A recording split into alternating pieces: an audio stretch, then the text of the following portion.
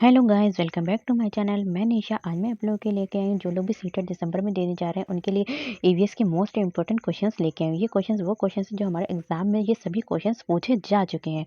तो चलिए स्टार्ट करते हैं। तो जिन लोगों ने इससे पहले की वीडियो नहीं देखी है वो भी जाकर मेरे चैनल पर देख सकते हैं। तो चलिए स्टार्ट करते हैं। तो क्वेश्चन नंबर 61 है, कह रहे हैं कि दत्त कार्य के संबंध में निम्नलिखित में से कौन सा कथन सही है। तो यहाँ पे सही बताना है, ठीक है। दत्त कार्य के संबंध में कौन सा कथन सही है। तो कौन सा कथन सही है हमारा हमारा कथन सही है कि दत्तकार जो है वो क्या है, बच्चों को सूचना खोजने, दत्तकार के द्वारा क्या करते हैं, जो बच्चे होते हैं वो उससे क्या होते हैं, सूचना खोजते हैं, ठीक है। अपने विचारों का निर्माण करते हैं, जो भी वो सोचते हैं उनको लिखते हैं, ठीक है, निर्माण करते हैं और उन्हें उच्चारित करने का अवसर प्रदान करता है जो दत्तकार है। अगर हम बच्चों को दत्तकार देते हैं तो इससे क्या क्या हमारे जो बच्चों में क्या क्या आता है, इससे बच्चे क्या करते हैं, सूचना को खोजते हैं। तो हम कहते हैं दत्तकार करो, तो इससे बच्चे जो होते हैं, फिर हम उन्हें कोई टॉपिक दे दिया कि खोज के लाना, तो वो सूचना को खोजेंगे, अपने विचारों का निर्माण करते हैं और उन्हें उच्चारण यानी प्रोनाउंसिएशन का अवसर प्रदान होता है उन्हें। नेक्स्ट हमारा क्वेश्चन है, क्वेश्चन नंबर 62 है, कह रहे हैं कि जो पर्यावरण अध्ययन यानी कि ईवीएस की कक्षा में जो है सरल प्रयोग, ईवीएस की कक्षा में सरल प्रयोग और निर्देशन क्या है, निर्देशन किए जा सकते हैं। तो क्या ईवीएस कह रहे हैं कि पर्यावरण अध्ययन की कक्षा में सरल प्रयोग और निदर्शन किए जा सकते हैं। तो निदर्शन क्या किए जा सकते हैं हमारे यहाँ पर, किया जा सकता है कि बच्चों को स्वयं सीखने के योग्य बनाने। तो हम क्या करेंगे, बच्चे जो है हमारे के जो भी स्टूडेंट हैं पर्यावरण ईवीएस में, बच्चे क्या करें, अपने आप खुद सीखें, तो स्वयं सीखने के योग्य बनाने और अवलोकन अवलोकन इसमें क्या करें, अवलोकन ऑब्जर्व करें कौशलों को पहना करने के लिए। नेक्स्ट हमारा क्वेश्चन है, क्वेश्चन नंबर 63 है, कह रहे हैं कि दुर्गा क्या है, एक गांव में रहती है। यहाँ पे एक लड़की ही दुर्गा है, वो क्या रहती है, एक गांव में रहती है और लकड़ी या फिर गोबर के उपले का ईंधन का इस्तेमाल करते हुए चूल्हे पर खाना पकाती है। तो दुर्गा एक लड़की जो कहाँ रहती है, हमारी गाँव में रहती है और वो क्या करती है, लकड़ी या फिर गोबर के उपले का ईंधन इस्तेमाल करते हुए चूल्हे पर खाना बनाती है। और वो खाना किस में बनाती है, चूल्हे पर बनाती है। और किस ईंधन का प्रयोग करती है, यहाँ पे लकड़ी या फिर गोबर के उपले का प्रयोग करती है। अब क्या है, यहाँ पे कह रहे हैं कि पिछले 3 महीनों से उसे तेज खांसी आ रही है, ठीक है। और इसका कारण क्या हो सकता है, तो इसका कारण जो हो सकता है वो ये हो सकता है, उसका कारण कि जलते हुए ईंधन से जो उत्पादित काला धुआं जो उसके श्वासन नली में जमा हो गया है। तो वो क्या कर रही थी, वहाँ अपना जो भी खाना बना रही, तो वो किस ईंधन का प्रयोग कर रही थी, या तो लकड़ी का या फिर गोबर के उपलों का ईंधन का प्रयोग कर रही। इससे क्या हुआ, उसका 3 महीने से लगातार खांसी हो गई। तो ये इससे क्या हुआ, जलते हुए ईंधन से जो जब जल रहा था ईंधन, उससे जो उत्पादित काला धुआं था वो उसके श्वासन नली में क्या हो गया, जमा हो गया है, जिससे जो है उसको ये प्रॉब्लम हो रही है।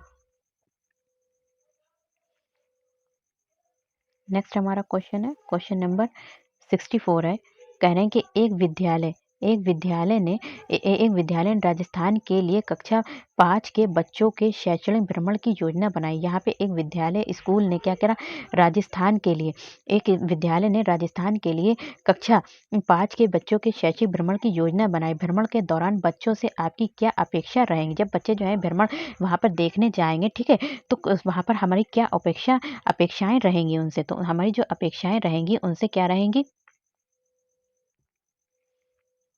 कि उन्हें उन्हें हम क्या करेंगे, उन्हें ध्यान से अवलोकन करना चाहिए। कि हम क्या करेंगे, बच्चों को हम अपने विद्यालय के बच्चे हैं, ठीक है, तो उनको जो है राजस्थान के लिए हम ले जा रहे हैं, राजस्थान के लिए कक्षा 5 के बच्चों को भ्रमण कराने के लिए ले जा रहे हैं, ठीक है, राजस्थान। तो वहाँ पे हम क्या करेंगे, जब भी भ्रमण करें, बच्चे चीज़ों को जो देख रहे हैं उनसे क्या अपेक्षा रहेंगी, तो उन्हें ध्यान से अवलोकन करना चाहिए। अब हम उनसे ये कहेंगे, जो भी अब वहाँ पर चीज़ें देखें तो उनको ध्यान से अवलोकन करें, टिप्पणियाँ दर्ज करें, ठीक है, टिप्पणियाँ दर्ज करनी चाहिए और बाकी बच्चों तथा शिक्षक के साथ अपने अवलोकनों को बाँटना चाहिए।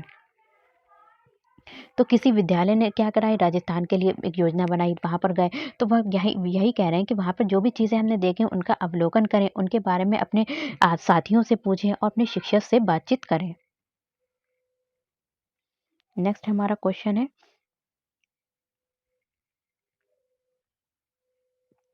यहाँ पे कह रहे हैं कि रानी एक लड़की है जो अपने घर का कूड़ा नीचे दिए गए दर्शाए गए 2 डेयरियों में अलग-अलग करती है। तो क्या करी यहाँ पे रानी है उसने 2 कूड़ों को 2 जगह रखा है, ठीक है? एक तो यहाँ पे रखा है, एक यहाँ पे रखा है। इसमें क्या रखा है इसने केले का छिलका रखा है, सब्जियों के छिलके, सूखी पत्तियाँ रखी हैं और दूसरे में क्या डाला इसने जैम की बोतल, सॉस की बोतल, उपयोग में लाई गई टूथपेस्ट ट्यूब, प्लास्टिक के खिलौने। तो इस तरीके से 2 चीज़ों में अलग-अलग रख दिया है। अब यहाँ पे क्या है रानी ने 2 डेयरियों में कूड़ा निम्न आधार पर अलग किया। तो किसके आधार पर अलग किया? तो उसने क्या किया किसके आधार पर? अपघटित होने वाले और अपघटित नहीं होने वाले।